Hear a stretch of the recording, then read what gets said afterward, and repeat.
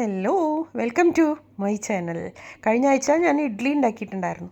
ഇന്നും ഇഡ്ഡലി തന്നെയാണ് ഉണ്ടാക്കുന്നത്. വഴിയെ കാണാൻ എന്താണ്.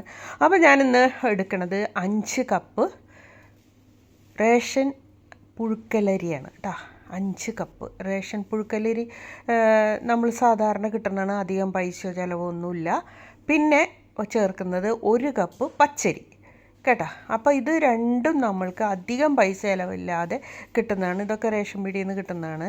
അപ്പോൾ അത് വെച്ചിട്ടാണ് നമ്മളിന്ന് ചെയ്യുന്നത്. അപ്പോൾ ഒരാഴ്ചയ്ക്ക് നമ്മൾ ഇഡ്ഡലി ഉണ്ടാക്കണമെന്നുണ്ടെങ്കിൽ, അല്ലെങ്കിൽ ദോശ ഇഡ്ഡലി രണ്ടും ഉണ്ടാക്കണമെന്നുണ്ടെങ്കിൽ നമുക്ക് ആകെ ചെറിയ കാശേ ചിലവ് വരുന്നുള്ളൂ. ഏറ്റവും ചുരുങ്ങിയത് ഒരു 50 രൂപ വരെ ആയിരിക്കും. അത്രയ്ക്കേ വരുള്ളൂ. നമ്മളൊരു പാക്കറ്റ് ഇഡ്ഡലി മാവിന് എത്ര രൂപ കൊടുക്കണം?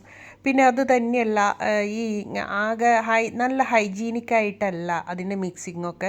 ചിലയിടത്തൊക്കെ ചിലവരൊക്കെ നല്ല രീതിക്ക് ചെയ്യുന്നുണ്ട്.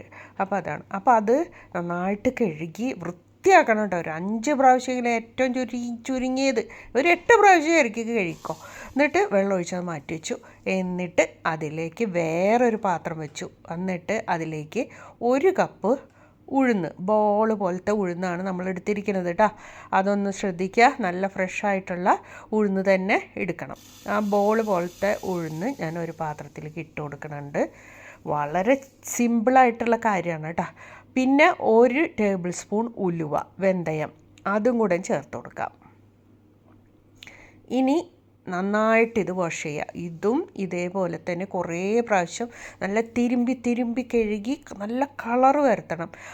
കളറ് വരുത്തന്നെയല്ല, ഇത് നമ്മൾ അവിടെ ഇവിടെയൊക്കെ ഇട്ടിട്ടാണ് നമ്മളെ കയ്യിൽ ഇങ്ങോട്ട് വരുന്നത്, ഗോഡൗണിലും അവിടെ ഇവിടെയൊക്കെ. അപ്പോൾ നല്ലോണം ചെളി ഉണ്ടാവും. അപ്പോൾ ചെളിയൊക്കെ നന്നായിട്ട് തിരുമ്പി കഴുകി എടുത്തിട്ട് നമ്മൾ വെള്ളമൊഴിച്ച് അതിന് കുറച്ച് ഒരു 2 കപ്പ് വെള്ളത്തിൽ കൂടുതൽ തന്നെ ഒഴിച്ചു കൊടുക്കുക കേട്ടോ. എന്നാലേ അത് കുതിർന്നിട്ട് വീർക്കുമ്പോൾ വെള്ളം ഇല്ലാണ്ടാവും. പിന്നെ വേണ്ടത് 1/2 കപ്പ് അവലാണ്. വെളുത്ത അവലാണ് ഞാൻ എടുത്തിരിക്കുന്നത്. നല്ല കളർ കിട്ടാൻ വേണ്ടിയിട്ടാണ്. ചുവന്ന അവലായാലും കുഴപ്പമില്ല, അതാണ് നല്ലത് കേട്ടോ. സ്വാദ് അതായിരിക്കും. അപ്പോൾ 1/2 കപ്പ് അവൽ അതും കൂടെയും ഇതിലിട്ടിട്ടുണ്ട്. ഇത് മറക്കാതിരിക്കാൻ വേണ്ടിയിട്ടാണ് ഇപ്പോൾ ചേർക്കുന്നത്. അത് വേണമെന്നില്ല, നമ്മൾ അരയ്ക്കുന്ന സമയത്ത് കൂട്ടിയാലും മതി കേട്ടോ. എന്നിട്ട് വെള്ളം ഒഴിച്ച് അത് അടച്ച് വയ്ക്കുക. ഈ വെള്ളം ഇനി നമ്മൾക്ക് അരയ്ക്കാൻ ആവശ്യമാണ്. ഇത് കുതിർന്ന വെള്ളം കളയണ്ട കേട്ടോ. അപ്പോൾ അതെടുത്ത് ഒരു 5 മണിക്കൂർ നേരം, അല്ല 6 മണിക്കൂർ, അതെല്ലാം കുതിർന്നിട്ടുണ്ടെങ്കിൽ 6 മണിക്കൂർ വേണ്ടി വരും. അപ്പോൾ അതൊന്ന്, അല്ലെങ്കിൽ കുറേ സമയം പിടിക്കും. അതാണ് 5 മണിക്കൂറായാലും കുഴപ്പമൊന്നുമില്ല, കുറേ സമയം പിടിക്കും. അപ്പോൾ അത് കുതിർന്നിട്ടുണ്ട്. അത് മാറ്റി വെച്ചിട്ട് ആദ്യം തന്നെ ഉഴുന്നാണ് എടുക്കണത് കേട്ടോ. പച്ചരി അങ്ങോട്ട് നീക്കി വെച്ചു. പച്ചരി കുതിർന്നിട്ടുണ്ട്, ഉഴുന്നും കുതിർന്നിട്ടുണ്ട്. ഇത് എന്നിട്ട് ഞാൻ മിക്സിയുടെ ജാറിലാണ് ഇട്ടിട്ട് അരയ്ക്കാൻ പോകുന്നത്. ഇത് ഒരിക്കലും ഈ റേഷ്യോ വെച്ചിട്ട് നിങ്ങൾ മിക്സിയിൽ അരച്ച് കൂട്ടി വെക്കരുത്. അത് ശരിയാവില്ല കേട്ടോ. അത് ഞാൻ പ്രത്യേകം പറയാണ്. കഴിഞ്ഞ പ്രാവശ്യവും ഞാൻ പറഞ്ഞു അത് ചെയ്യാൻ പറ്റില്ല എന്നുള്ളത് കേട്ടോ. എന്നിട്ട് അത് അരച്ച് ഞാനൊരു പാത്രത്തിലേക്ക് ഒഴിച്ചു കൊടുക്കുകയാണ് കേട്ടോ. അപ്പോൾ എല്ലാം അരച്ചു. ഉഴുന്ന് കേട്ടോ. പച്ചരി അരച്ചിട്ടില്ല, അത് മാറ്റി വെച്ചിരിക്കുക. എന്നിട്ട് നമ്മൾ ഗ്രൈൻഡർ ഓൺ ചെയ്തതിന് ശേഷം നമ്മളിത് ഒഴിച്ചു കൊടുക്കുകയാണ്. അപ്പോൾ ഇത് വളരെ കുറവുള്ളൂ, കണ്ടില്ലേ? നമ്മൾ ഒഴിച്ചു കൊടുക്കുമ്പോൾ അത് കാണില്ലേ ഉഴുന്ന് നമ്മൾ അരച്ചത് എത്ര? ആ ചെറിയ ജാറിൽ ഒരു 2 പ്രാവശ്യം അരയ്ക്കാൻ എനിക്കുണ്ടായിരുന്നുള്ളൂ. 1 കപ്പ് ഉഴുന്നല്ലേ, അത് അരച്ചെടുക്കുമ്പോൾ കുറച്ചല്ലേ ഉണ്ടാവുള്ളൂ. അത് ഇനി കണ്ടോ നിങ്ങൾ എന്താ ഉണ്ടാവുകയെന്ന്. അപ്പോൾ ഇതിലേക്ക് ഒഴിച്ചു കൊടുത്തിട്ടുണ്ട്. എല്ലാം കൂടെ വടിച്ചെടുക്കാനായിട്ട് ഈ സ്പാച്ചുല തന്നെ നിങ്ങൾ യൂസ് ചെയ്യണം കേട്ടോ. അപ്പോൾ അല്ലെങ്കിൽ കൈ കൊണ്ടൊക്കെ ഇങ്ങനെ വടിച്ചിടേണ്ടി വരും. അതൊന്നും ആവശ്യമില്ല. ഇങ്ങനെ നല്ല ഹൈജീനിക്കായിട്ട് നമുക്ക് ഇഡ്ഡലി ഉണ്ടാക്കാം. അപ്പം നന്നായിട്ട് അതൊക്കെ വടിച്ച് നമുക്ക് അതിലേക്ക് ഇട്ട് കൊടുക്കാം. നല്ല വൃത്തിയാക്കിയിട്ട് നമുക്ക് അതിൻ്റെ ഉള്ളിലേക്ക് ഒഴിച്ചു കൊടുക്കാനായിട്ട് ഈ സ്പാച്ചില. ഞാൻ എപ്പോഴും പറയും അത് നല്ലത് പ്ലാസ്റ്റിക്കാണ്, അത് അവോയ്ഡ് ചെയ്യണം എന്നൊക്കെ പലരും പറയുന്നുണ്ടെങ്കിലും കൂടിയിട്ട് ഞാൻ ഇതിന്മേൽ തന്നെ പിടിച്ച് നിൽക്കണത് കേട്ടോ. എനിക്കത് ഇഷ്ടമാണ്. എന്ത് കാര്യം ചെയ്യുമ്പോഴും ഇപ്പോൾ അത് തന്നെ ഉപയോഗിക്കാം. പിന്നെ കുറച്ച് വെള്ളം ഒഴിക്കുക. അത് ശബ്ദം മാറുമ്പോൾ നമ്മൾ കുറച്ച് വെള്ളം, തണുത്ത വെള്ളം ഒഴിക്കണം കേട്ടോ. അതാണ് നല്ലത്. അപ്പോൾ ഇത് നന്നായിട്ട് അടിഞ്ഞ് വരട്ടെ. അടിഞ്ഞ് വരുമ്പോൾ എന്തുണ്ടാവും ഇത് നോക്കിയേ, കണ്ട ഐസ്ക്രീം ഇങ്ങനെ സോഫ്റ്റായിട്ട് ഇങ്ങനെ കിട്ടില്ല, ഐസ്ക്രീമിൻ്റെ പത പോലെ, അതേപോലെ കിട്ടും. അപ്പോൾ അതെടുത്ത് നമ്മളൊരു പാത്രത്തിൽ, ഇപ്പം എന്തോരണ്ടെന്ന് നോക്കിയേ, 1 ഗ്ലാസ് ഉഴുന്നാണ് കേട്ടോ ഈ കാണുന്നത്, കണ്ട ഇതാണ് പതപ്പിച്ച് എടുക്കുക എന്ന് പറയണത്. കേക്ക് ഉണ്ടാക്കുമ്പോൾ മുട്ട പതപ്പിച്ചെടുക്കുന്ന പോലെ തന്നെയാണ് ഇത് എത്രത്തോളം ഇതിങ്ങനെ പൊന്തിച്ചെടുക്കണോ അത്രത്തോളം ആ ബാറ്റർ പൊന്തും എന്നുള്ളതാണ്. ഇനി നമുക്ക് പച്ചരി പുഴുക്കലരിയും കൂടെ നമ്മൾ കുതിർത്തി വെച്ച 5 ഗ്ലാസ് പുഴുക്കലരിയും 1 ഗ്ലാസ് പച്ചരിയും അതും കൂടെ ഗ്രൈൻഡറിൽ ഇട്ട് കൊടുത്തിട്ട് അരയ്ക്കാൻ വയ്ക്കാം കേട്ടോ. അപ്പോൾ ആവശ്യത്തിന് വെള്ളം ഒഴിക്കാൻ പാടുള്ളൂ, വെള്ളം കൂടാൻ പാടില്ല. അരിയിൽ വെള്ളം കൂടുന്നത് അറിയില്ല. എന്നിട്ട് നമ്മളത് അരഞ്ഞോന്നൊന്നൊന്ന് ടെസ്റ്റ് ചെയ്യുക, ഇങ്ങനെ വെറുതെ വിരലുകൊണ്ട് ഇങ്ങനെ ആക്കിയിട്ട്. അപ്പോൾ അരിഞ്ഞിട്ടുണ്ട്. ഇനി എന്ത് വേണം, ഈ ഉഴുന്ന് കൂടി അതിലേക്ക് ഇട്ടിട്ട് നന്നായിട്ട് ഒന്നും കൂടെ ഒന്ന് അടിച്ചെടുക്കുക. അതെന്തിനാണെന്ന് വെച്ചാൽ നമ്മൾ കൈ കൊണ്ട് പതപ്പിച്ചിങ്ങനെ എടുക്കില്ലേ, പലരും ഇങ്ങനെ കാണാം നമുക്കിങ്ങനെ കൈ കൊണ്ട് ഇങ്ങനെ പതപ്പിച്ചെടുക്കുക. അതിൻ്റെ ആവശ്യമൊന്നുമില്ല. ഇതിൽ അത് ഇട്ട് കൊടുത്തിട്ട് ഒന്നടിച്ച് കഴിഞ്ഞാൽ എല്ലാം കൂടെ മിക്സാവും. കണ്ടാ നന്നായിട്ട് പൊന്തി നിൽക്കുന്നുണ്ട്. ഇത് ഇനി നമ്മളെ പാത്രത്തിലേക്ക് പകർത്ത് വേണ്ടു, ബാക്കി ഒന്നുമില്ല കാര്യം. കണ്ടോ, അപ്പോൾ എല്ലാം റെഡിയായി. എന്ത് വേഗം നമ്മൾ ഇഡ്ഡലി ബാറ്റർ ഉണ്ടാക്കിയെന്നൊക്കെ.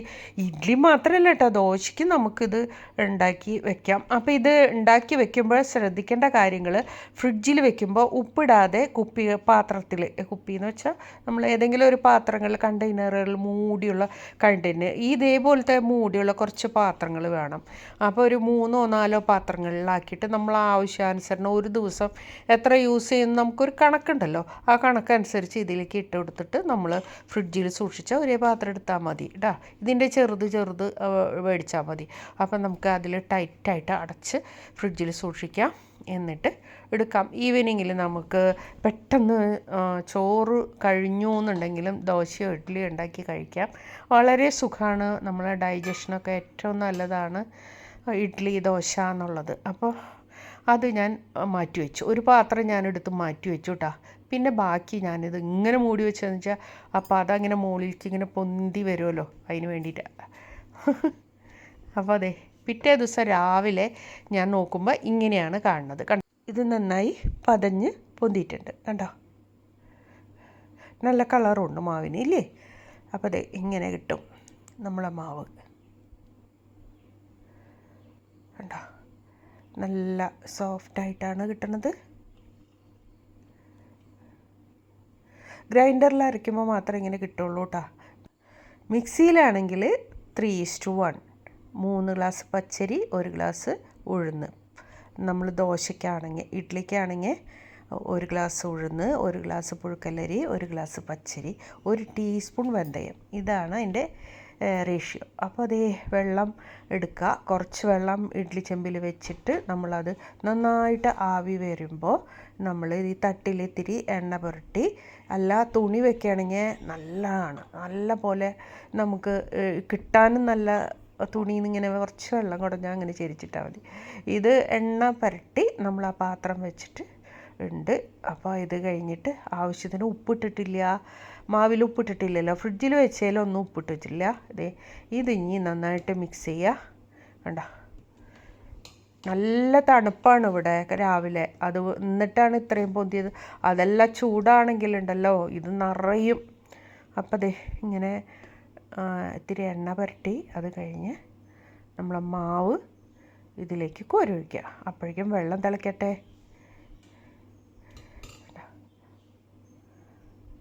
വെള്ളം ഒന്ന് ആവി വന്നതിന് ശേഷം മാത്രം ഇതെടുത്തിട്ട് അതിലേക്ക് വയ്ക്കുക. ഇതിൻ്റെ ഇടയിൽ നമുക്ക് ദോശ ഉണ്ടാക്കി ഞാൻ കാണിച്ചു തരാം കേട്ടോ. അപ്പോൾ അതൊന്ന് അടച്ച് വയ്ക്കാം. അത് സ്റ്റീം വന്നു, കണ്ട, സ്റ്റീം വന്നു കഴിഞ്ഞാൽ നമ്മൾ പിന്നെ അടച്ച് വയ്ക്കാം. ഇനി നമുക്ക് ദോശ അടിയിലൊന്നും പിടിക്കില്ല, നല്ല രീതിക്ക് തന്നെ നമുക്ക് ഈ ബാറ്റർ കൊണ്ട് ദോശ ഉണ്ടാക്കാനും സാധിക്കും. അപ്പോൾ ഈ രണ്ടിനും നമുക്ക് സാധിക്കുന്ന ഒരു ബാറ്ററാണ്. അപ്പം നിങ്ങൾ ഇത് ഉണ്ടാക്കി വെക്കുകയാണെങ്കിൽ, ജോലിക്കൊക്കെ പോവുകയാണെങ്കിൽ ഇത് വളരെ സൗകര്യമാണ്. അപ്പോൾ ഇതിങ്ങനെ കുറച്ച് പാത്രങ്ങളിലാക്കി എടുത്ത് വെച്ചാൽ രാവിലെ നമുക്ക് ബ്രേക്ക്ഫാസ്റ്റിന് എളുപ്പം കഴിയുമല്ലോ. കുറച്ച് നെയ്യും കൂടെ തൂവി കഴിഞ്ഞാൽ നമ്മൾ ദോശ റെഡിയായിട്ട് കിട്ടും കേട്ടോ. അത് ഞാൻ എളുപ്പം കാണിക്കുകയാണ്. ഒരു ദോശ മാത്രമേ ഞാൻ ഉണ്ടാക്കിയുള്ളൂ, ബാക്കിയൊന്നും ഉണ്ടാക്കണില്ല ഇപ്പോൾ. അപ്പോൾ ഇഡ്ഡലി ഉണ്ടല്ലോ അത് മതി. അപ്പോൾ ദോശ നല്ല ക്രിസ്പി ആയിട്ടുള്ള ദോശയാണ് കിട്ടിയത്. പിന്നെ നമ്മൾ ഇഡ്ഡലി ഇതിങ്ങനെ കിട്ടി, നല്ല സോഫ്റ്റ് എന്ന് വെച്ചാൽ നല്ല സോഫ്റ്റാണ്. നമ്മൾ റേഷനരി ആണെന്ന് വിചാരിച്ചിട്ട് അത് അത്ര നന്നായി കിട്ടില്ല എന്നൊക്കെ വിചാരിക്കും. അതൊന്നുമല്ല, നല്ല രീതിക്ക് കിട്ടി. ഇത്തിരിയും കൂടെ കുഴിയുള്ള ഇഡ്ഡലി തട്ടാണെങ്കിൽ നല്ല കുറച്ചും കൂടെ ഫ്ലഫി ആയിട്ട് നമുക്ക് കിട്ടും. ഇത് പ്ലെയിനാണ് എൻ്റെ, അതാണ് ഇങ്ങനെ കിട്ടിയത് കേട്ടോ. നല്ല കണ്ടോ ഇഡ്ഡലി എന്ത് സോഫ്റ്റാണെന്നറിയോ? കാണുമ്പോൾ നിങ്ങൾക്ക് മനസ്സിലാവും. കണ്ടില്ലേ? അപ്പോൾ എന്തായാലും നിങ്ങളിതൊന്ന് ട്രൈ ചെയ്ത് നോക്കണം. അപ്പോൾ ഞാനൊരു ചട്നി കൂടെ തയ്യാറാക്കുന്നുണ്ട്. അതിനായി ഒരു വെളുത്തുള്ളി അത് സ്ലൈസ് ചെയ്തത്, 6 ബദാം, കുറച്ച് പെരിഞ്ജീരകം, ഒരു 4 കറിവേപ്പില, പിന്നെ പാല്, അതരയ്ക്കാൻ ആവശ്യമുള്ള പാൽ ഒഴിച്ചു കൊടുക്കുക. പാലൊന്ന് തിളപ്പിച്ചതാണ് കേട്ടോ ഞാൻ എടുക്കാറ്. എന്നിട്ട് നമുക്ക് അരച്ച് കഴിഞ്ഞാൽ നല്ല വെളുത്ത ചട്നി, നമ്മൾ ശരവണ ബൗളിലൊക്കെ ചെന്ന് കഴിഞ്ഞാൽ വെളുത്ത ചട്നി കിട്ടില്ലേ, അതിൻ്റെ രഹസ്യം ഇതാണ് കേട്ടോ. ഇത് നമ്മളൊരു പ്ലേറ്റിൽ കോരി വെച്ച് ഇങ്ങനെ കട്ട് ചെയ്തെടുത്തിട്ട് സാമ്പാറിലിട്ട് കഴിഞ്ഞാൽ ഇഡ്ഡലി സാമ്പാറായി. അത് കഴിക്കാനും നല്ല രുചിയാണ്. എപ്പോഴും നമ്മളെ കയ്യിലൊരു ചെറിയൊരു ബുക്ക് കിച്ചണിൽ വെക്കുന്നത് നല്ലതാണ്. അപ്പോൾ ഇതൊക്കെ അത്യാവശ്യം വേണ്ട കാര്യങ്ങളൊക്കെ എഴുതി വയ്ക്കുക. അപ്പോൾ റേഷ്യോ, ഇഡ്ഡലിയുടെ, ദോശയുടെ ഒക്കെ, വെള്ളയപ്പം, ഇതൊക്കെ കാര്യങ്ങളൊക്കെ നമ്മൾ എഴുതി സൂക്ഷിച്ച് വെക്കുന്നത് എപ്പോഴും നല്ലതാട്ടോ. എപ്പോഴും ഓർമ്മയിലുണ്ടാവണം എന്നൊന്നുമില്ല, അതാണ്. അപ്പോൾ വീണ്ടും കാണാം. Okay, bye bye.